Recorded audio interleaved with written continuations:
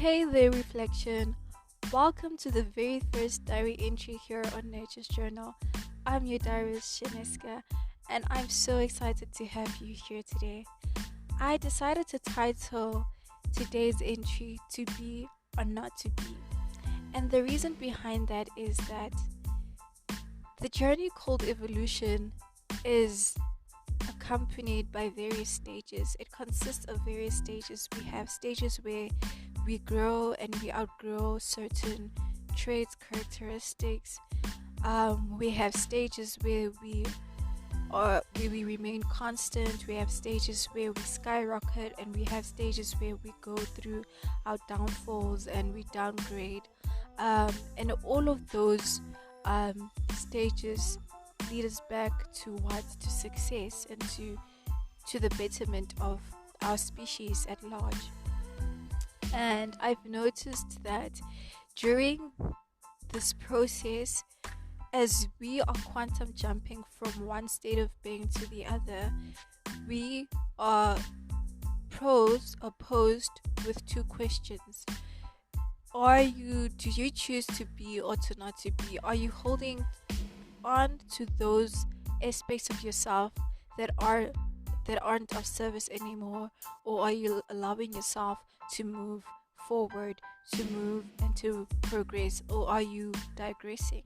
So in this entry we will be speaking about that, and I hope that you enjoy today's entry and you learn a thing or two. And don't forget to let me know what you think about it. And let's get straight to it.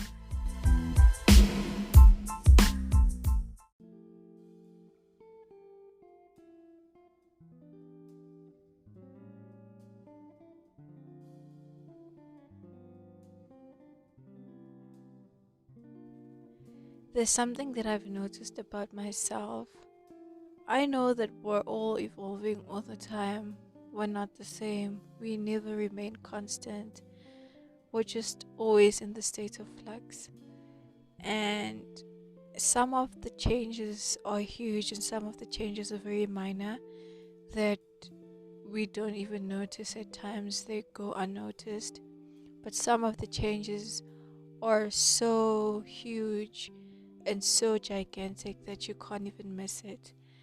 And where I am right now, I am at a phase in my life where my character is changing. It's changing its way of life.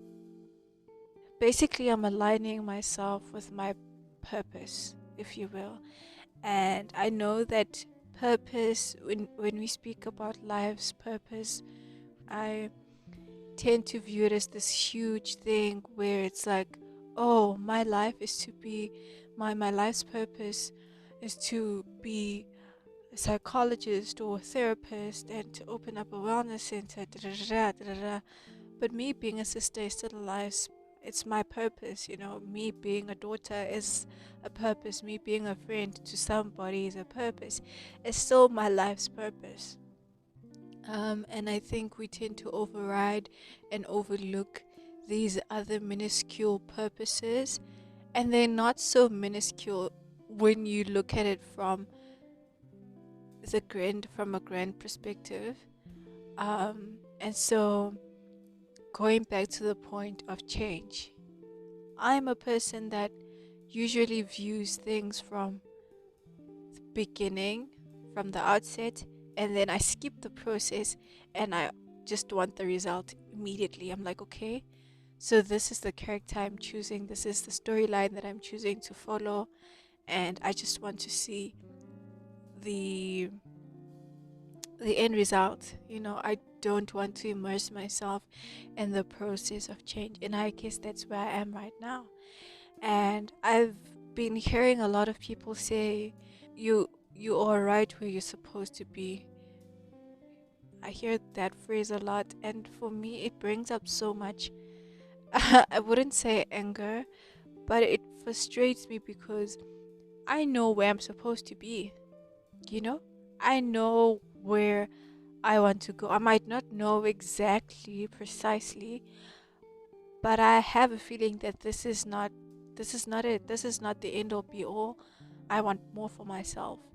And not to say I just want more for myself financially. Yes, financially, I still would love, you know, financial freedom. I would love to have to not have to worry about money. Not that I worry about money now, but I want to do things, and I want to, because money is a tool that we use in this game to move around and to just acquire things that we need to acquire, to have experiences that we probably consider joyous experiences, or experiences that bring us joy and peace, and sometimes lead us to our destiny or life's fulfillment or life's purpose. And I love money. I'm not gonna lie and sit here and say I don't need money. I love money. So in that aspect, yes, I would love some more money. Money, money, money, money. Um, what was I speaking on? I just lost my train of thought, because when money enters the chat, yes, it just goes south. Just joking. But yeah, going back to this thing, this mentality of mine of not wanting to immerse myself into the process of change, and going through the metamorphosis, and it is as if I'm being forced to acknowledge that I'm in this space and I can't run away from it, because to be honest, I know that right now it feels like if I could get that one thing, I'd be satisfied. I'd be able to sit down and meditate and do everything that I feel that I need to do. And I know that's not true. Well, to a certain extent it is true, because now I'm like, okay, I'm in this environment and now I can do whatever I want to do. But I'll still have these thoughts at the back of my mind.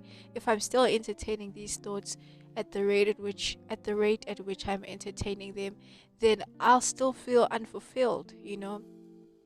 Um but I think that the reason why I don't want to do this, I don't want to just sit down and go within, is because I feel like I'm going to lose it all. I'm going to lose the whole. What am I going to lose actually? Because there's this feeling of abandoning. I think maybe it's me not wanting to let go of the self. Yeah. It's me not wanting to let go of the self I'm holding so dearly. But I also want to let go and grow. I also want to let go and grow. But I don't want to abandon this part of me. And the question arises, am I really abandoning, or am I just merging these two? Because really, who am I? Who am I? Am I this person or this character or this idea that is this idea of me, this past self, of which is an idea? Is that me, or am I the one that's present right now? Not the future me, not the present, not the past me, but the present me. It's interesting how when I say that, there's this that instant disconnection from my past self, like those past experiences. And isn't it wild that we tie ourselves to past experiences? And it's a valid thing that we do. It's very valid, you know. But sitting here and thinking about it, and actually like bringing this forth, it brings upon a different perspective on it. It's like, who am I really? Because when I look at my past, when I'm viewing this right now, okay, mentally, I'm seeing this self entangled with these past experiences. But these past experiences aren't me, they're just experiences that added on to me. I mean, they helped me. Um, they shaped me, yes. So, in a sense, those experiences are me because they've added on to me, but they aren't me entirely. They aren't me entirely. It's like I stripped, it's like, yeah, this is, if you want to create a fruit juice, I hope this goes well. I hope this makes sense. If you want to create a watermelon juice, okay, well, not a watermelon juice, an orange juice, yeah. You're gonna peel off the peel, right? The orange peel, and you're going to put in the orange itself into the juicer, and it's going to mash everything up, compress everything, and then the juice is going to flow out of the tap.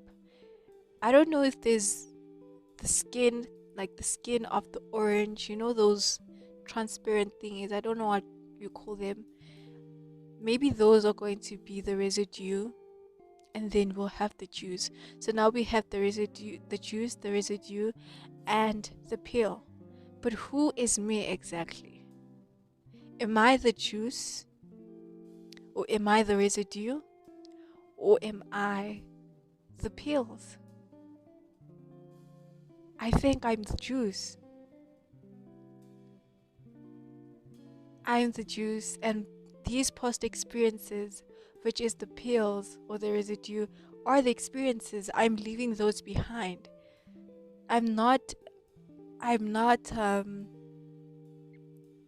not identifying myself with those parts. Yes, they made me me. They made that the orange. But not because I'm changing my character from being an orange to being a juice. I no longer I no longer attach myself with these experiences, you know? So I think that it makes sense for me to say that the past self doesn't really exist. It does exist, but it doesn't exist if I'm here now in the present, and that's all I see, and this is all I am, and this is who I am. I have this body in this exact state. I might have a recollection of it, of my past body, but people who know me now don't know the 5-year-old me, do they? Or am I still the same 5-year-old? It's just that now I've collected, and what's the word? Yeah, I've collected various traits or experiences that adds on to being the person that I am. The 5-year-old me is still there.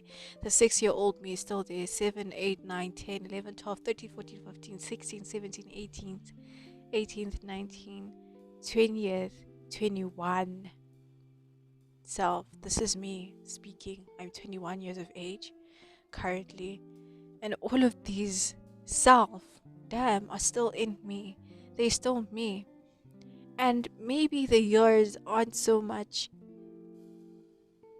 Maybe the years just count the experience of being here on planet Earth, and not so much. I never really thought about it, hey? Like, what does me, when I say I'm 21 years of age, what does that signify or symbolize? How old am I? Or how young am I? But I think for me it makes sense to say it's it symbolizes my experience here on earth, you know? So I've got 21 years of experience being a human. And hmm, do I even remember? I should stop saying really. I should delete that word out of my vocabulary. Delete it now. Um, but do I remember what I was like when I was 6 or 5 or 1, 3 months? I've had an experience um where I remembered myself being in my mom's tummy, and it was a beautiful experience. I'm not gonna lie, even thinking about it now, my heart just pounded. Um, it is possible for someone to have a recollection of those memories,